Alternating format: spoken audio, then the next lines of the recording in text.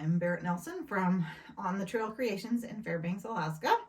I'm very passionate about art quilting, and I like to bring as many people along with me on my journey as I can.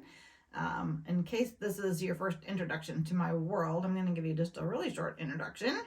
I have lots of kits and patterns for art quilty type things, and then I have a couple of classes, online classes, and um, uh, one is on kind of more collage style quilts, and then one of them is called Simple Secrets for Starting Art Quilting, and that one's kind of my favorite, kind of my baby, because I've just over the years come up with lots of nifty little tricks for making art quilts, and a bunch of those I'm going to show you in this little workshop.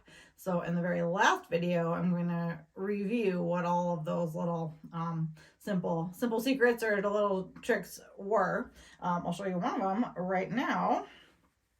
This little quilt is pretty simple. There's not actually a lot going on, but it looks cool. And the main reason it looks cool is because of the background fabric. It's just if you can find a background fabric that looks like landscape. A lot of what I do is mostly landscape style quilts, and these hand painty looking fabrics just look so cool that they're really what makes this quilt.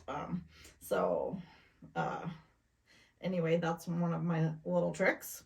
I can show you another one of my pattern quilts, which is a little bit like the card that we're going to be making today. Hoping this is showing up in the screen.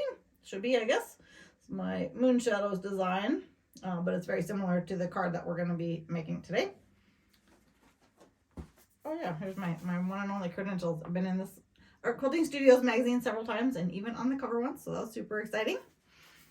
And what we're going to be making today is a little greeting card that looks like this, and it will teach you how to make quilted greeting cards, which is another thing that I love to do, but it will also teach you several of my little art quilting methods and tricks, and so you'll be able to apply them to other projects also. So I'm gonna have several little videos showing some of the parts of this, and at the end I'll wrap it up and